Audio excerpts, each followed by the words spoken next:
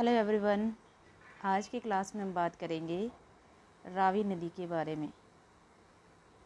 रावी नदी हिमाचल प्रदेश में रावी नदी कहाँ कहाँ बहती है, हम इसके बारे में चर्चा करेंगे। हिमाचल प्रदेश में अगर रावी नदी देखी जाए तो रावी नदी केवल 2 डिस्ट्रिक्ट को टच करती है। एक आपका कांगड़ा और दूसरा आपका चंबा। ठीक है, ये आपका कांगड़ा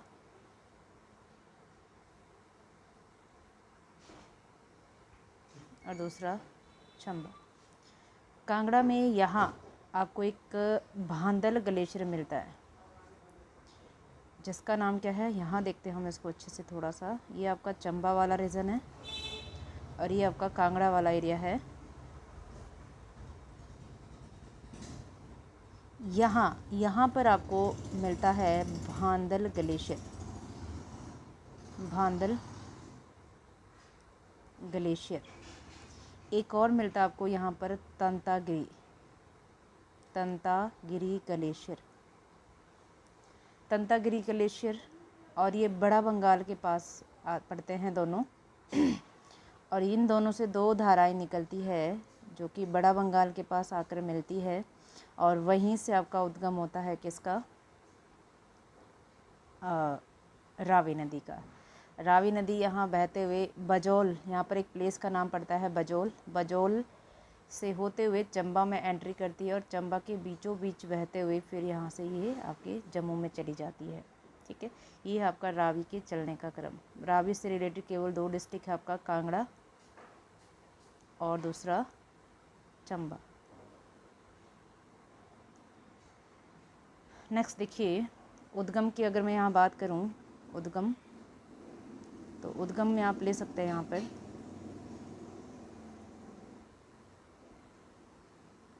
उद्गम कहाँ से होता है। बड़ा बंगाल कहाँ पड़ता है आपका, कांगड़ा के अंदर। बड़ा बंगाल में 2 ग्लेशियर है जिनका नाम है, एक का नाम है भांदल ग्लेशियर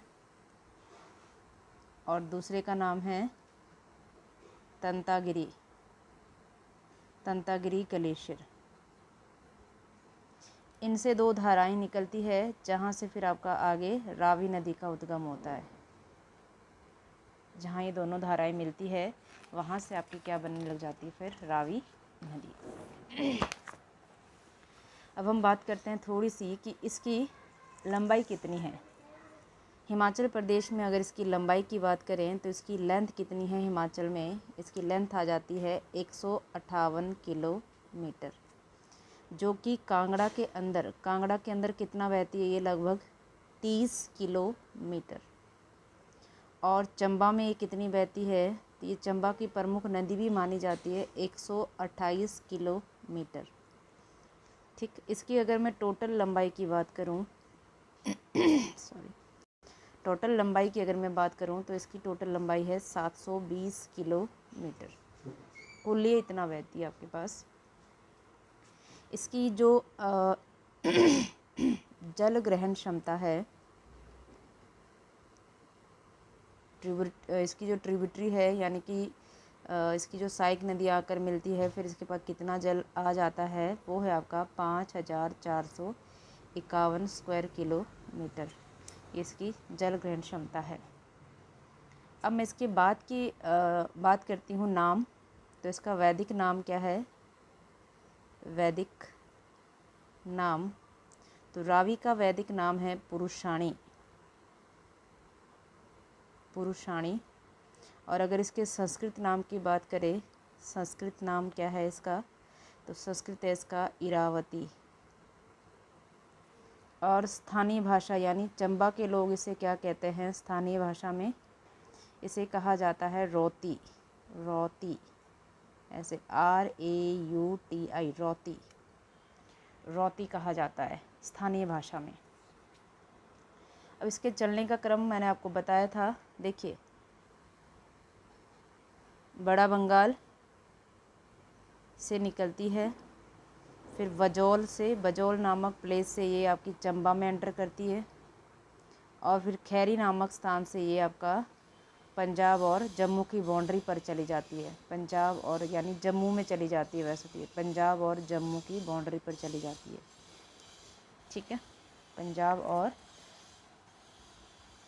जम्मू, वैसे तो मेनली जम्मू आता है यहाँ पर। ठीक है, जम्मू में जाती है, जम्मू का एक शाहपुर शहर पड़ता है, वहाँ पर ही चली जाती है।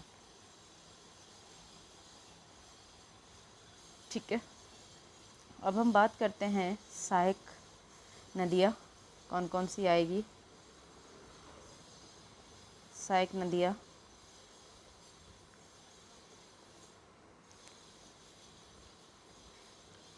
कांगड़ा में हम देख चुके हैं, भांदल और तंतागिरी है।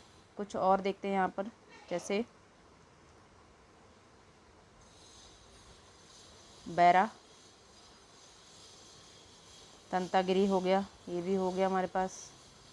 सहायक नदियाँ ये बुधिल धारा निकलती है। ठीक है, फिर है तुंडा,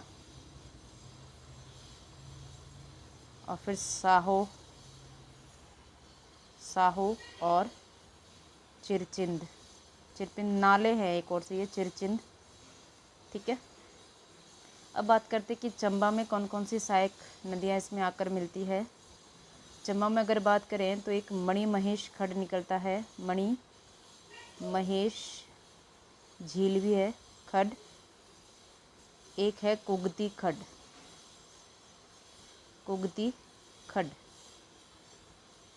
मणि महेश और कुगती खड्ड जहाँ पर ये मिलते हैं ना दोनों, वहाँ से बुढ़िल, जो अभी मैंने ऊपर पढ़ी बात, ये प्रमुख थी यहाँ पर, बुढ़िल नदी का उद्गम हो जाता है। और जहाँ पर ये मिलता है उस प्लेस का नाम है हड़सर नामक प्लेस पर ये मिलती है, दोनों खड्ड आकर मिलते हैं, जहाँ से बुढ़िल नदी बनती है। और ये जो बुढ़िल धारा कहे तो, या बुढ़िल नदी कहे, ये आगे जाके आपका, जब ये आगे जाती है तो यहाँ पर एक प्लेस का नाम पड़ता है खड़ामुख नामक प्लेस पर ये आपकी रावी में मर्ज हो जाती है। ठीक है, अगली बात करते हैं यहाँ पर चंबा में चनेड़ भी सहायक नदी है रावी की। उसके बाद तुंडाहा, जो ऊपर मैंने अभी बताई, तुंडाहा इम्पोर्टेंट है ये। ठीक है, ये बलजेड़ी से निकलती है। कहाँ से निकलती है? बलजेड़ी नामक स्थान से निकलती है, और कलसुई में ये रावी में मिल जाती है। अगला आता है यहाँ पर ओबड़ी खड्ड, फिर आता है मंगला खड्ड।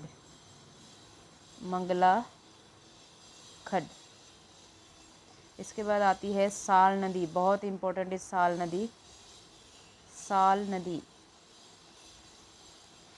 नदी बनती कैसे है? एक आता है होली खड्ड, एक धारा निकलती है खिड्डी खड्ड। इनसे दो धाराएं बनती है, और ये आगे जाकर साल नदी का निर्माण करती है। और यहाँ से कौन सा क्षेत्र है? यहाँ पर साहो नामक प्लेस पर मिलती है। यहीं से इसी को हम साल नदी भी कहते हैं, या साहो भी कहते हैं। इसी को साल नदी भी कहा जाता है, या फिर साहो नदी भी कहा जाता है। और ये बालू नामक स्थान पर ये रावी में मर्ज हो जाती है। होली खड्ड और खिड्डी खड्ड से दो धाराएं निकलती है, और ये साहो नामक प्लेस पर आपस में मिलती है, जहाँ से साल नदी या साहो नदी का उद्गम हो जाता है। अब बात करते हैं हम लोग आगे, सिउल नदी इम्पोर्टेंट है। सिउल, बैरा सिउल आपने सुना होगा, सिउल नदी ये रावी की सबसे बड़ी सहायक नदी है। रावी की सबसे बड़ी सहायक नदी कौन है? तो सिउल। अभी सिउल बनती कैसे देखो, बैरा सिउल एक साथ पढ़ते हैं ना हम लोग। देखिए इसका बढ़ने का क्रम ध्यान से देखिए आप लोग। यहाँ से निकलता है एक जुनास खड्ड, एक धारा जुनास खड्ड की आ रही है। फिर है संगड़ी खड्ड की धारा आ रही है। फिर आती है विद्रोह खड्ड, इसकी भी धारा आ रही है। फिर है छांजू छाजू खड्ड की भी धारा आ रही है। ये सब धाराएं जहाँ पर मिलती है वहाँ से आगे बनती है आपकी सियूल नदी। ये आपकी सियूल नदी बनी आगे जाके, सियूल नदी, ठीक है। और फिर नीचे से एक वैरा खड्ड आता है, चुरहा वाला एरिया पड़ता है नीचे चंबा में ये, और वहाँ से एक वैरा खड्ड आकर मिलता है यहाँ पर। ये भी आपका, तभी इसका नाम वैरा सियूल पड़ जाता है, वैरा खड्ड,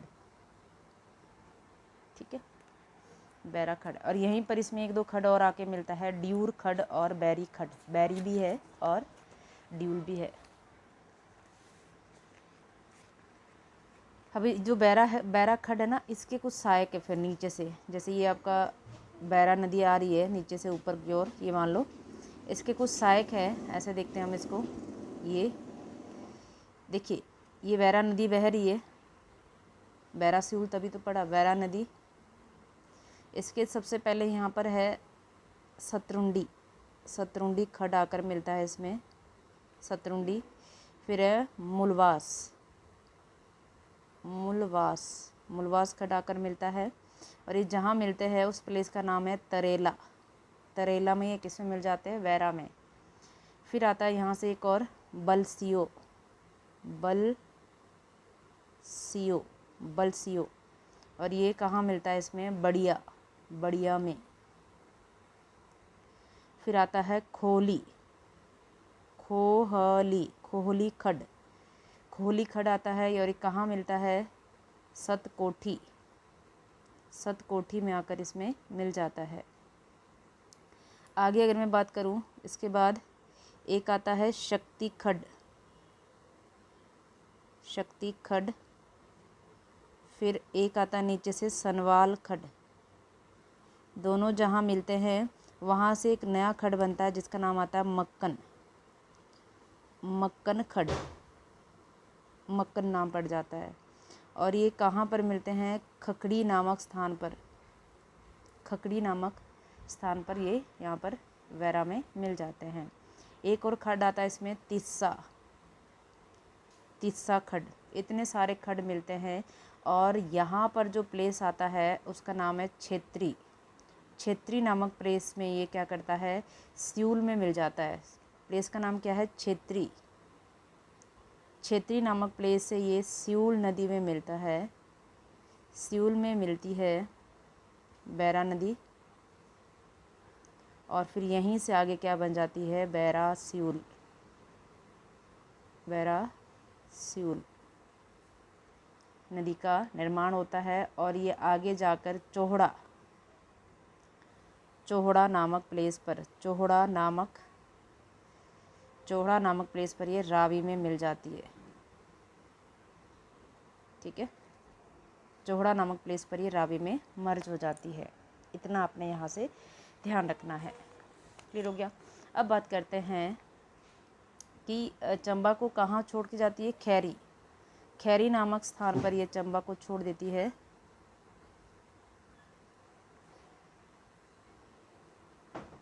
और जम्मू में चली जाती है।